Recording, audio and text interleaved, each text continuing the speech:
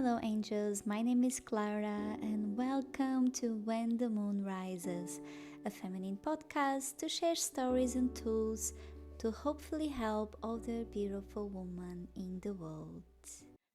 Hello, Mm. my lovelies. Hello. So, today we have one more episode of the podcast. We have been talking about intimacy, last time about the mother womb, and today the father womb. And I have gorgeous Meg with me Mm. today. She's an embodiment somatic coach. I also do beautiful work with women. So we'll Mm. honor and create this space for our sister present a little bit herself, Mm. share a little bit her magic. Thank you, my love. Hmm. Oh, it's beautiful, beautiful to land in the space with you. And yeah, thank you so much for having me on. I'm looking forward to exploring all of this together today. And yeah, where do I start? I am formally a play and creative arts therapist.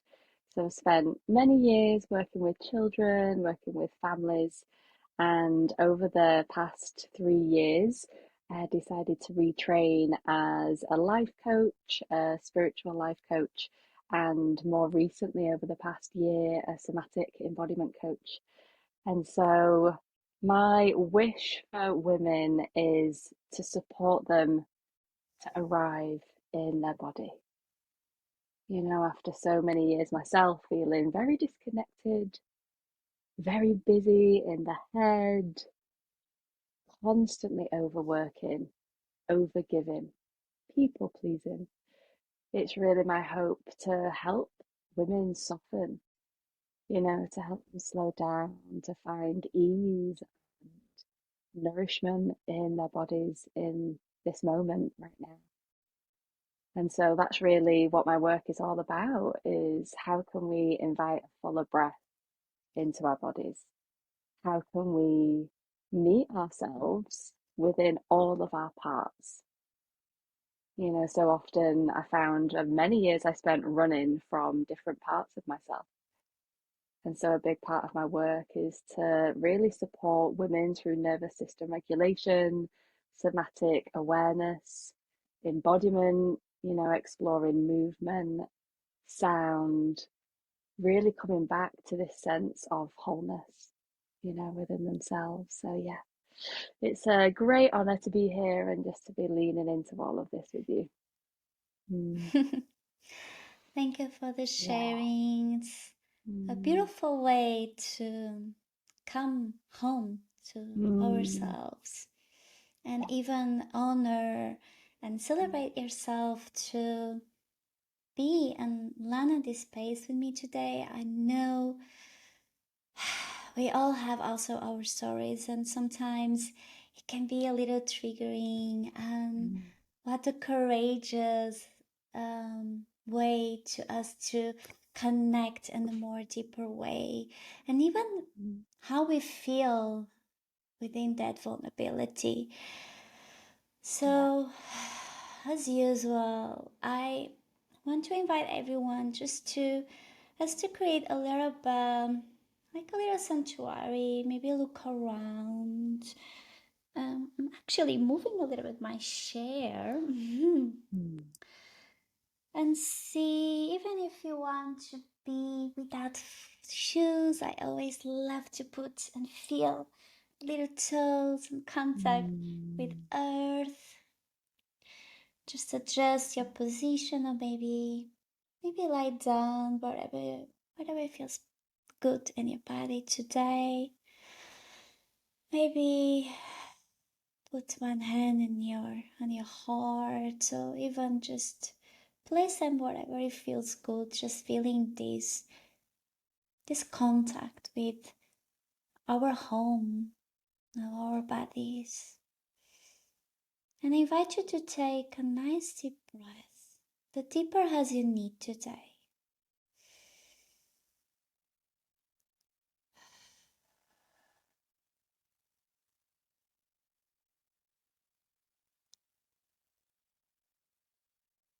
It's just feeling your feet or body on the floor.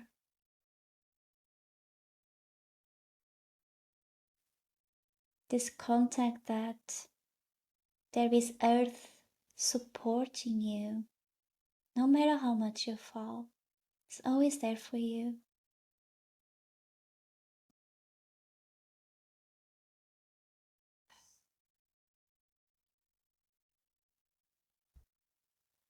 And just continue to tune in with your breath,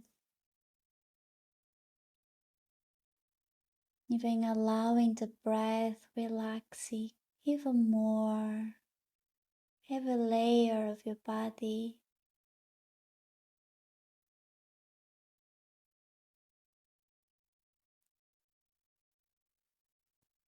melting more and more, surrendering, releasing, relaxing.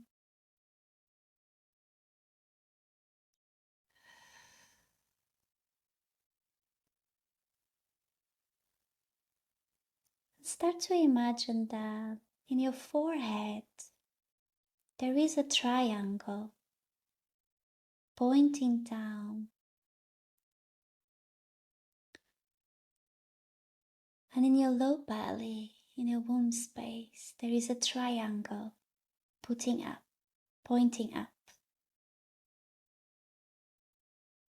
And as you breathe, you will feel the energy coming up and down. You can even imagine this energy as a color,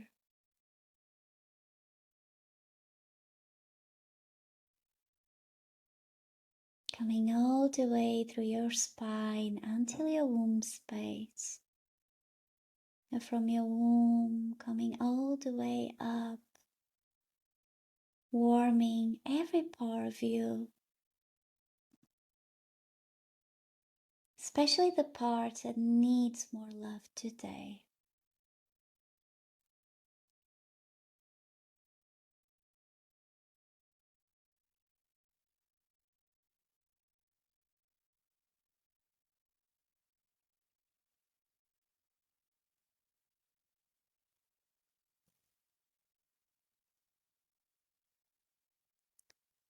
As the energy is moving in your body, you can start to imagine that you are creating this kind of ball around you, as if you are inside a cocoon of energy that is warming your body with love, with the sense of safety, as if you are inside your mama womb, loved, protected, held, seen, knowing that whatever arises during this conversation, you can always come back here as you close your eyes.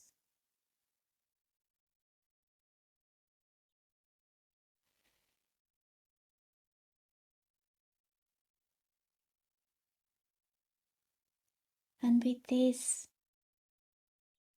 even with the eyes still closed, I will just invite this team to land in the space so you can check within your body what arises when we talk about the father wound. That father that might be a little bit more absent or a little bit more rigid or abusive.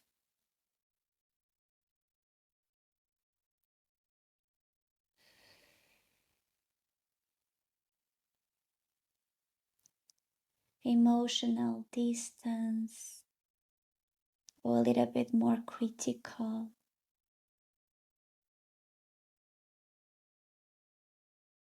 Attempt to mold or shape you.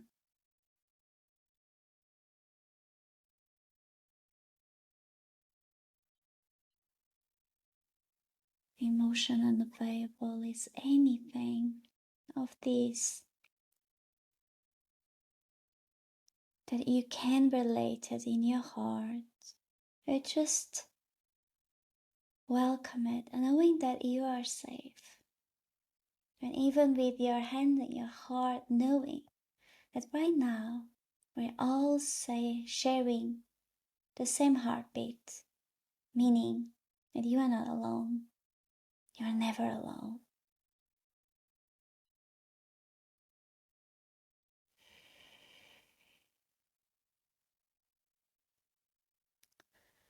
You can take this opportunity now with the presence of this theme in your heart.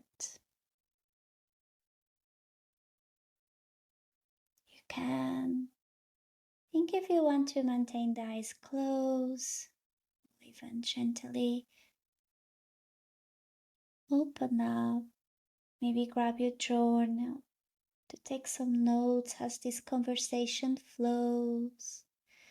And see if there's any rocking that you want to do so you can feel a little bit more nourished.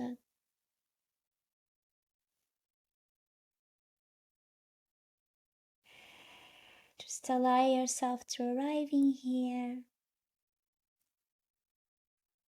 Yeah, maybe take a sip of your tea. Hmm.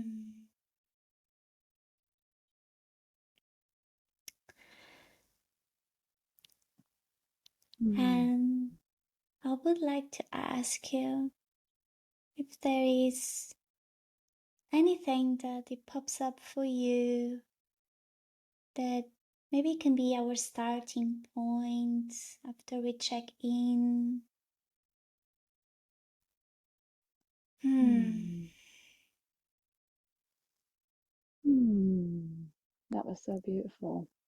Mm. Yeah, thank you for guiding us there. Yeah, and this question comes Hmm. into my heart. This remembrance of when I was a child, and a question I feel has guided or shaped or molded most of my life. And this question being, who do I need to be to feel worthy of love? Who do I need to be to feel worthy of love? And that has Hmm. been a question that has really kept me quite restricted for most of my life. You know, this molding of what am I expected to be? Who does the Father need me to be? Mm-hmm. You know, and that in many ways has very much influenced a lot of my life, you know, with that overarching question. Um, and I spent many of my years, particularly in my teens and my 20s, you know, really trying to be someone, be the person I felt I needed to be in order to be worthy of love. So, Mm-hmm. yeah, that's what feels really present, that question, and how deeply that runs. Yeah, Mm-hmm. how deeply that has influenced my life, you know, to this day. Yeah. Mm. Hmm. Thank you for sharing. Hmm. Mm. Yeah, I think we so often, when, I think when we are, I think no, I kind of feel, and I actually see, it's interesting, I'm seeing a picture of me and my brother right Mm. now, and I look at the little child and I kind of relate, like, the need to behave, or be a little Mm. bit more quiet, or, make myself a little bit like the good girl, be a little bit more in the box. Mm. Because behaving in such a way was wrong. I was too loud, I was too wild. I was Mm. very loud. Yeah. um, that need to be loved, I Mm. think, is something that often even shape our relationships. Like, I can identify that pattern of seeking for that affection, for that love, Mm. for why did you left me, or why you don't love me in the same way, why, and how much suffering Mm. it comes with that. Mm. Yeah. Yeah. Mm. Mm. I felt a contraction in my body with that remembering of Mm. that very same feeling of what did I do wrong? Why, Mm-hmm. why, why don't you love me anymore? You know, that real grasp, almost the desire to cling on, to hold. Yeah, yeah, that feels very alive for me, that real sense of how it's rippled into my relationships as well. So thank you for bringing that in. Yeah, just this sense of the good girl, you know, Yeah. who, what box do I need to fit into, to be worthy of that love? And I've noticed this has rippled into most of my romantic relationships as well. That sense of, okay, now I'm with this person. Who do they need me to be? What box do they need me to fit in? And I Mm-hmm. became very, very good at shape shifting, really transforming into that person and this person, and feeling very disconnected from that authentic self, feeling disconnected from those very innocent, childlike, innate parts of ourselves, the wild, the playful, the Mm-hmm. curiosity, you know, that natural desire to explore and to venture into other avenues. It felt like for many years I felt cut off from that part of me, you know. Mm-hmm. And the good girl resonates deeply, deeply. Um, and just how much I stored that in my body over the years. This sense of holding tension in my Mm-hmm. body, not feeling able to take space, to Mm-hmm. really feel restricted in this box. And so, yeah, it very much came into my awareness in the last couple of years, I would say, mostly the past couple of years, this sense of how can I be in relationship, with particularly men? Mm-hmm. How can I allow myself to be in my fullest expression whilst feeling safe, you know? Mm, yeah. I felt Mm, like my heart popping. mm, Yeah. yeah. When we talk about this particular theme of relationships, yeah, there's something, especially, yeah, I feel my hands a little sweaty. It's always Mm, start to rise up a little bit. The box for me, it was very asphyxiating. I think that unavailable, don't be available to me to be a little bit more rebel. I mean, I mm, was, but I think that child of me came as a way to protect the ones I loved. So I came as the mm, savior, a savior for everyone around me, knowing now that I was trying to save me. mm, So when you talk about relationship, I come in my heart this belief in my family that do not trust men. mm, They're all bad because there was mm, abandoned a pattern in my family. Yeah. mm,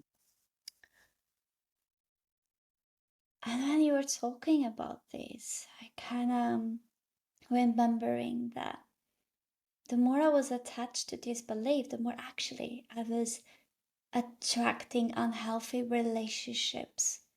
And the mm, people super reactive as a mirror of my father.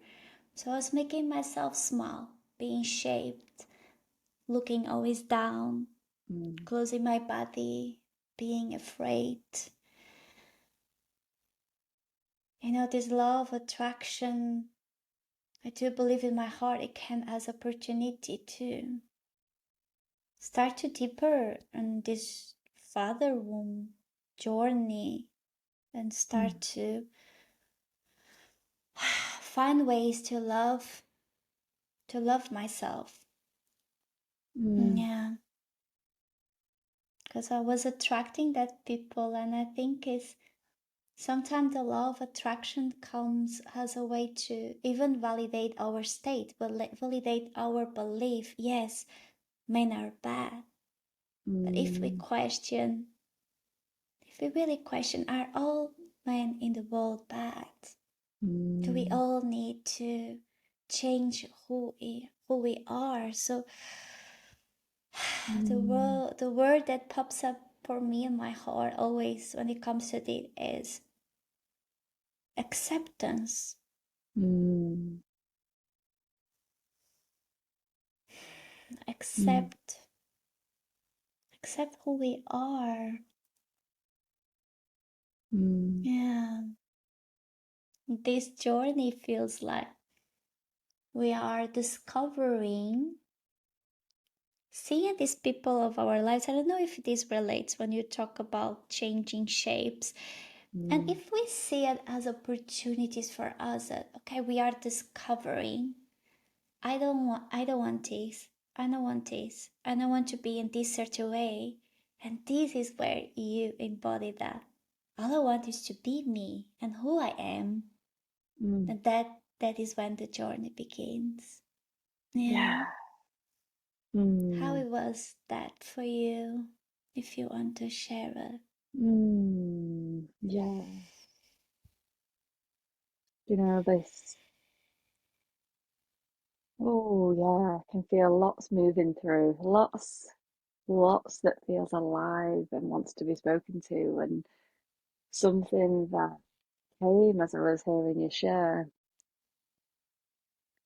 was that piece that you spoke to about the reactivity, Mm-hmm. from the father, and what our experience of the father was. And I loved that piece that you brought in around roles, what Mm-hmm. roles we felt that we had to assume or adopt. And for me, um, the narrative, the story that I had, and I'm realizing more and more, is that the father, the man, is emotionally vulnerable Mm-hmm. and they feel fragile. Mm-hmm. And so, what I noticed is that I was attracting particular people into my life that would have a very tough exterior Mm-hmm. and be very strong externally, and yet felt very fragile emotionally. And what that led to within me was this repeating pattern of I need to be strong Mm-hmm. for them and I need to hold myself together because I can't trust that the man will support and hold me Interesting. in my vulnerability. And so, if I was to express my sadness or my rage, I didn't feel confident that that would be held, and so these parts that you spoke to of almost this sense of what do I want, in this relationship, do I want this? Who am I? It's Mm-hmm. been a real journey of reclaiming these parts and really learning and practicing and soothing my own nervous system so that I can cultivate safety from within.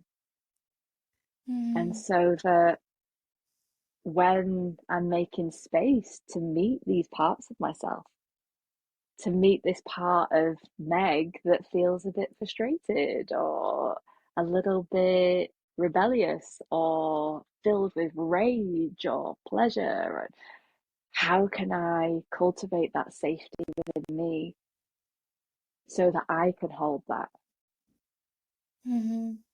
so that I'm not then relying on men, the external, to hold that for me.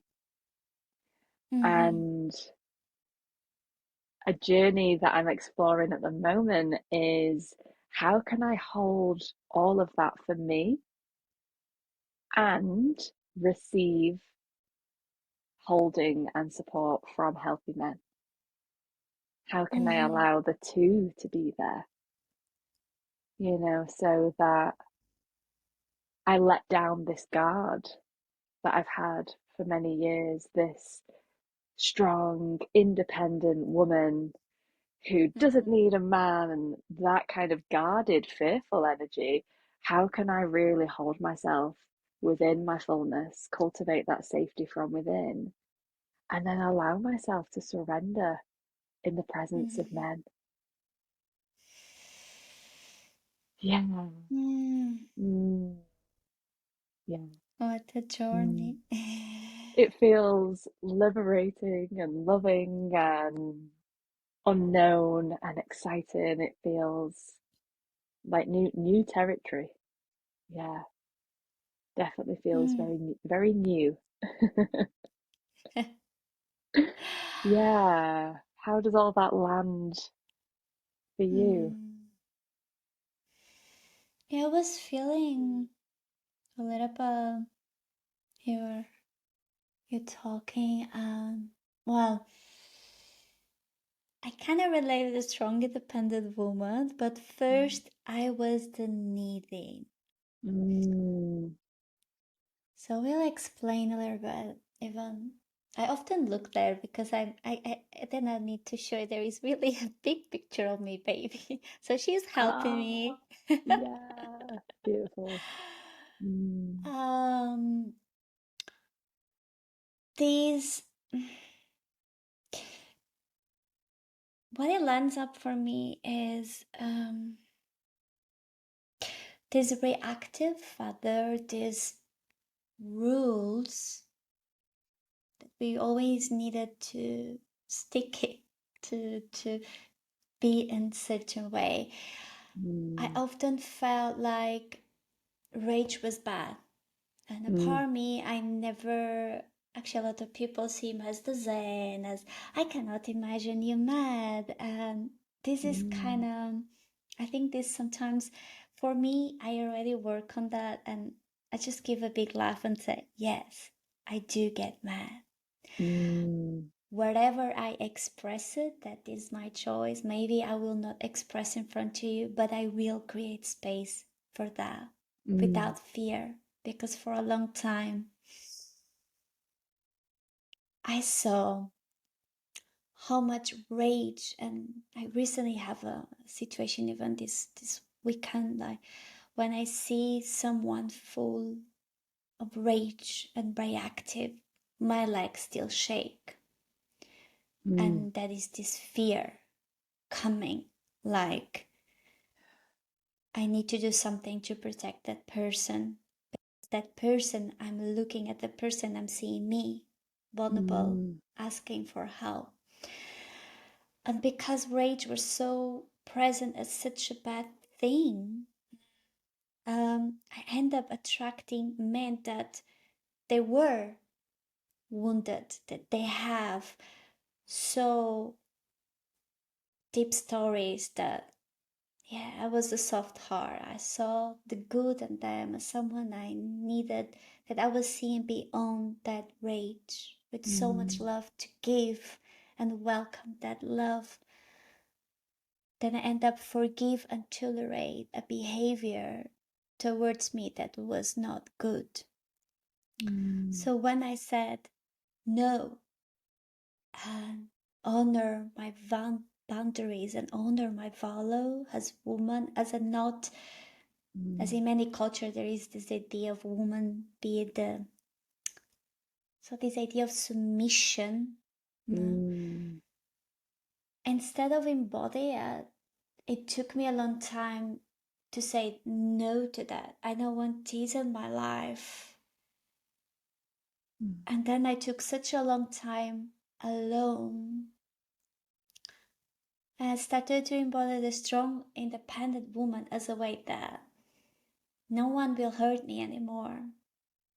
Mm. And I spent so much time alone discovering to be alone and not feel lonely, to discover myself beyond all my stories, who I was and who I Mm. am. That now when I met my boyfriend, he still Mm. felt the strong independent woman, which is, Mm. he says quite often, and we have a laugh on that. And I needed to balance this. How I could be with someone honoring, I don't depend and no one, I depend on myself, and honoring this Mm. space to express my emotion and still be with someone. Mm. So I needed to,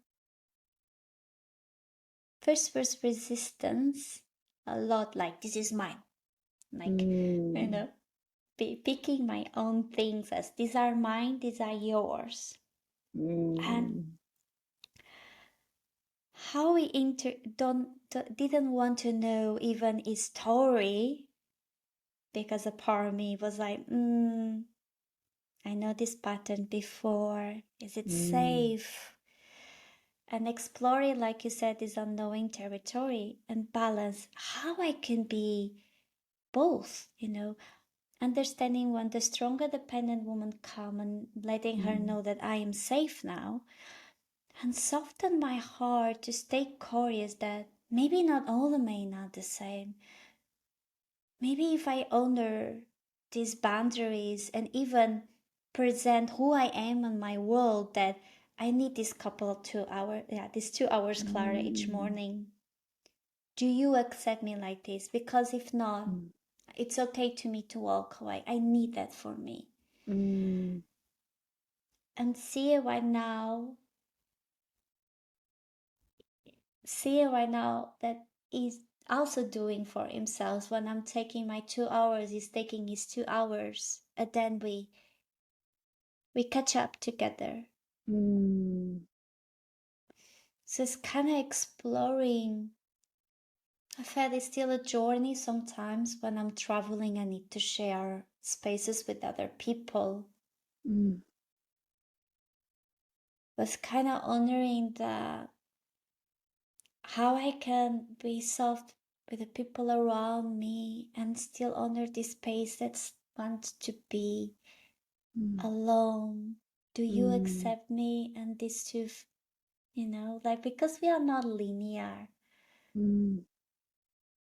and honor that space that I accept that part of me now. Yeah. And Mm, I don't know how it lands up for you, even like, yeah, mm, support in this discovery journey, knowing that, yeah, you can be mm. you. Yeah. You can Mm, always be you. And the more you love you, the more you will be accepted, because the acceptance is already within mm, you. And I can see your mm. smile. Yeah. Wow. Yeah. Feels very yummy. It feels yummy. It feels, oh, yeah.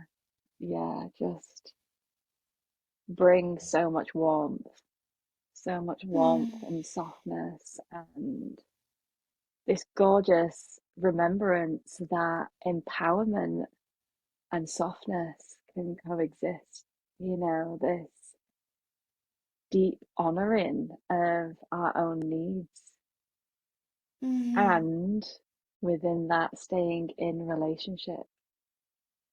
How can we allow the space for a deep honoring of our own values? mm, How can we stay really connected to what our core values are, what our desires are? mm, And oof, I feel a part of me. Oh yeah, there's lots bubbling to the surface. I feel a part.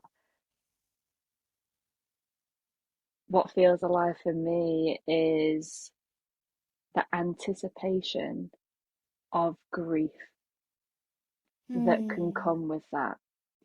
And so there's a part of me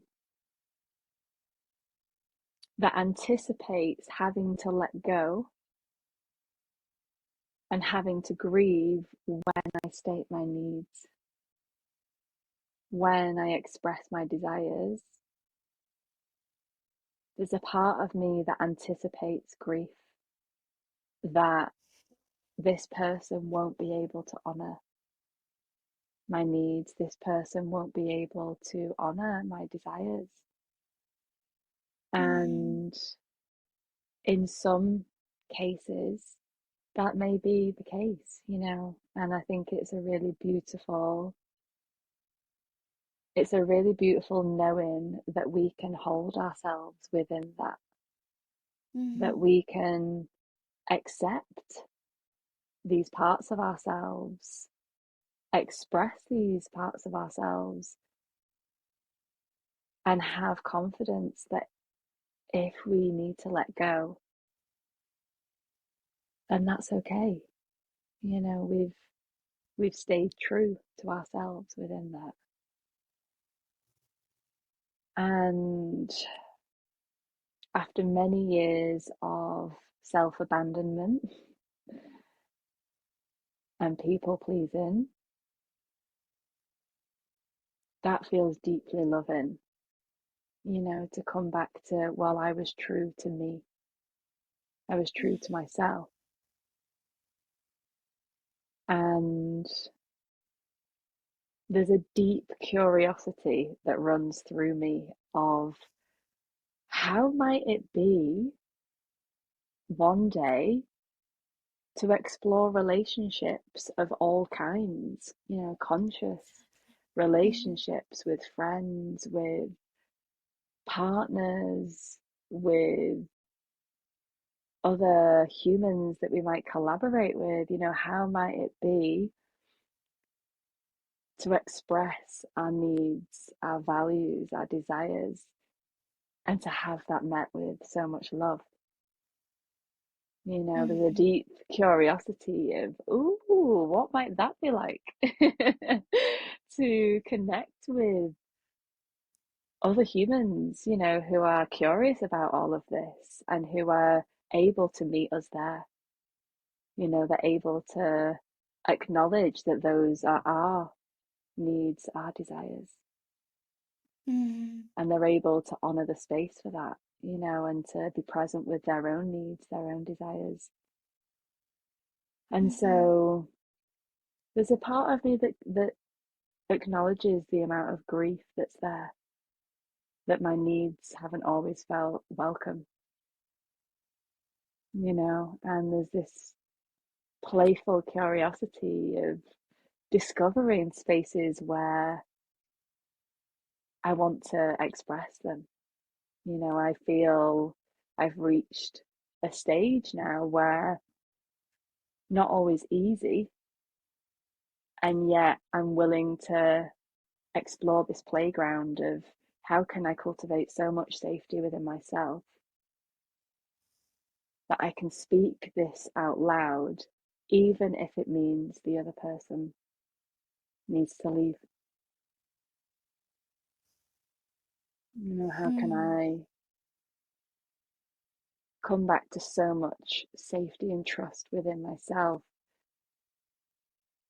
that I come home? I know I have this place to come back home. Yeah.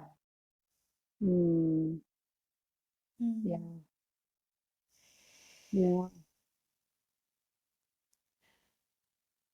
Mm, It's just a mm, question pops up for me because I really relate to the abandonment part, the years of self-abandonment. yeah. And I think even for people that are hearing, I think could be super interesting just to make this question. Mm,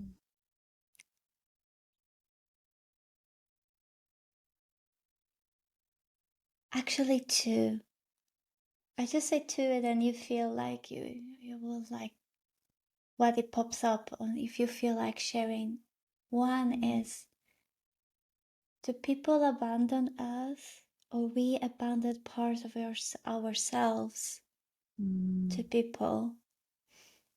And the second is, how will we claim this power back? How we, yeah, how we never abandon these mm, parts of us anymore. We claim like we are taking, coming back these all little pieces that we lost and coming mm, back to our heart, our whole. Hmm. mm. Yeah.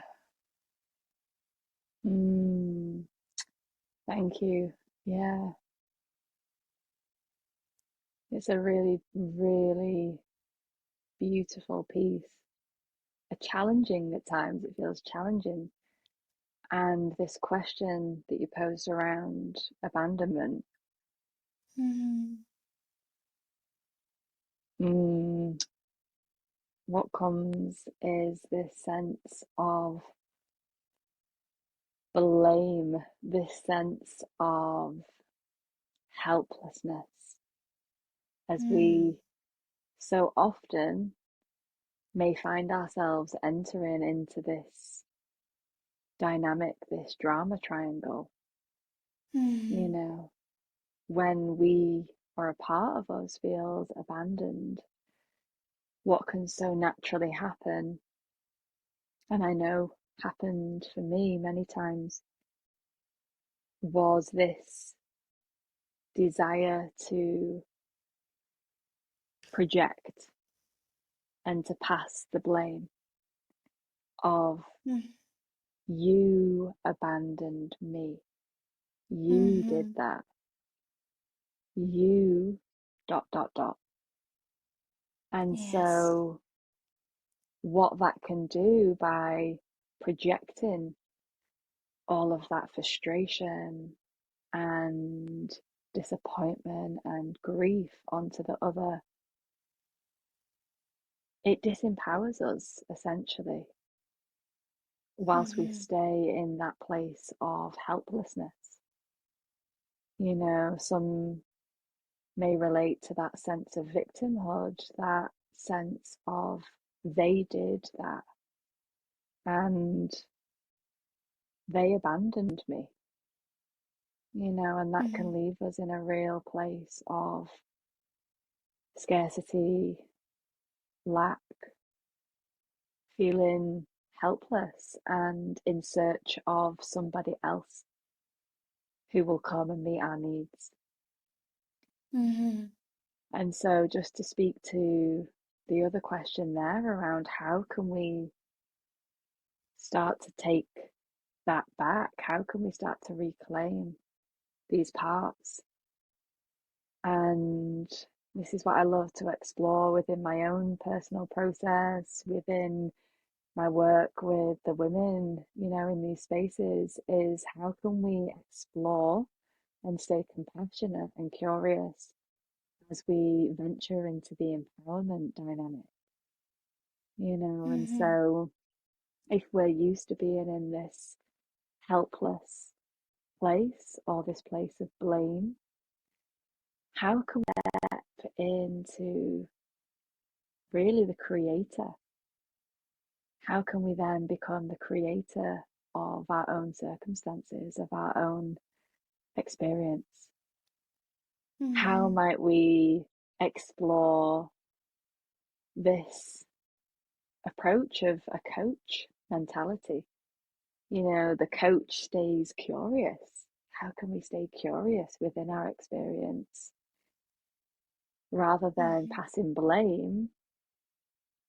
How might we then invite this sense of challenge? How can we challenge ourselves in a really loving way to explore how we might take some responsibility for our own experience here in the most loving and subtle of ways? Mm-hmm. And I think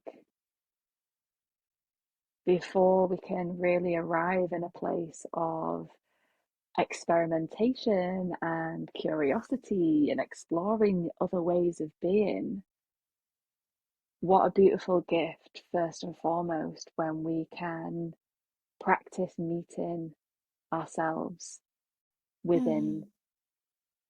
that feeling of abandonment. Which part of us is feeling abandoned? Exactly. Yes. Recognizing there's a part of us that is feeling abandoned. There's also perhaps a part of us that can access a little source of nourishment in that moment, a little source of comfort, maybe a little source of joy.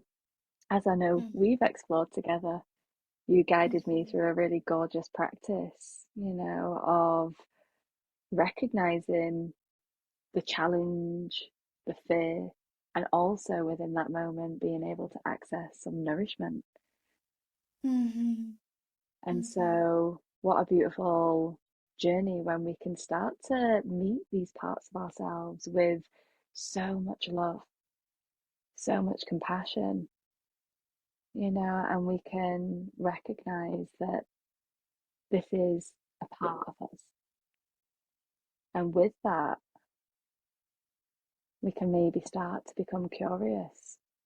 What does this part of me want to say right now?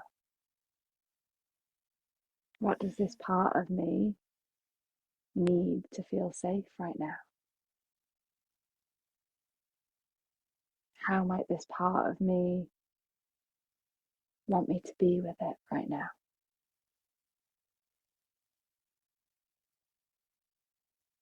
Mm. And so from there, we begin to step into the Creator. We take back this loving ownership, this loving, compassionate relationship where essentially we get to reparent these parts of ourselves. And so rather than searching the outside world for who is going to meet this need for me, who is going to stay, who can I trust to really meet this need? What a beautiful gift when we can meet that need within ourselves. A real reclaiming of these parts that so often, yeah, they so often leak into the external world. And so, what would it be like to almost like gather them back? Just to gather, just to invite them, just almost like in a warm embrace of like, before you go searching the outside world, just come, let's just spend a bit of time together. Let's get a cozy blanket and a cup of tea and let me get to know you a little bit first. Let me embrace you in this warm embrace. And Mm, yeah, like you said, a real reclaiming of all these lost parts. And it mhm. takes time. Takes it takes patience and heaps of compassion, as I know you know. We've both been there, and I'm sure we'll continue to be there. This beautiful lifelong practice of meeting all of these parts of ourselves. Yeah. Mm, yeah. I was just integrating because to see how we can close this in a way Yeah. that it could be super nourishing. Mm, Just maybe I want to leave a last note when you talk about the abandonment. It kind of remember me a lot like we create these father figures, these people that in our lives that we wanted so much to hear for someone, and then mm, someone comes and says something that we didn't hear before and we wish it to hear from the other person. And how mm, much I relate when you said we're parenting ourselves and mm, parenting ourselves and say to our hearts what we really wished. mm, Say even just send some love to our heart center, even give ourselves a hug that day if we need, mm. feel our touch, feel that we are being supported. Yeah. And what a beautiful thing. And with Mm, this, I just wanted us to close a little bit the eyes and place the hands on the heart mm, for all that little parts that we lose into certain situations or people. Know that within this heart space, we always have a way to bring that back. And even I just picture maybe one version of you, a happy version of you, version that you miss. You miss sometimes, and you would like to reclaim it back to your heart because it's always there. It's been always there. Hmm.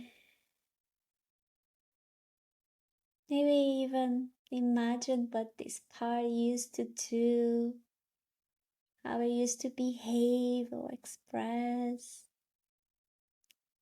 Maybe it was a recent version of you that you allow yourself to explore, a more rebel, a more free version of you. And how does it feel in your heart to just feel her presence vibrating?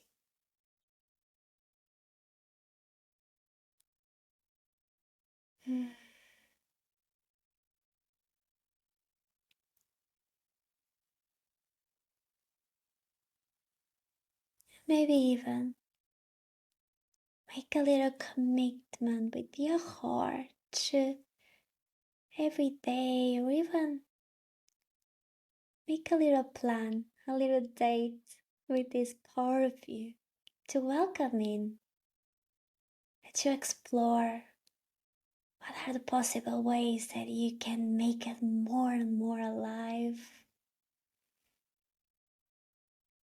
Hmm. Hmm. Even take some time after the pod to journal, to explore and stay curious. And just taking together a nice, nourishing breath.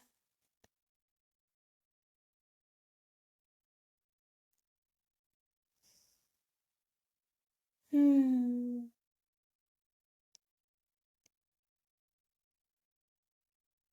And I will leave you just with one little thing. The behaviors of others says who they are. Our actions say who we are, my love. So never regret what you gave with an open heart. It just reflects how pure, how beautiful you are from the inside out.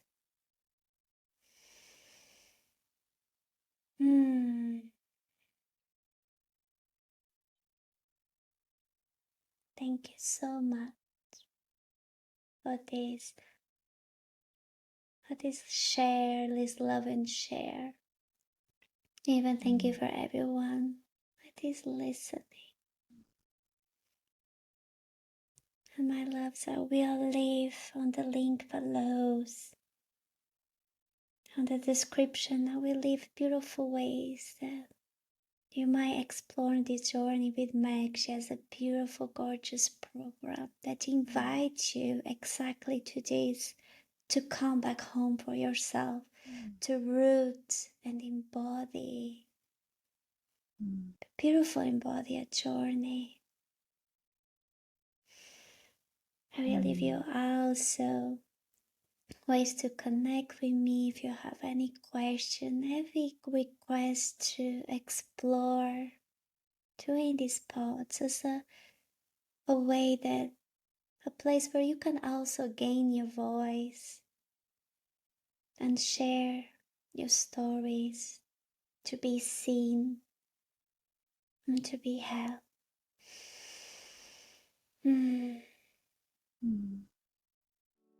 I leave you with so much love.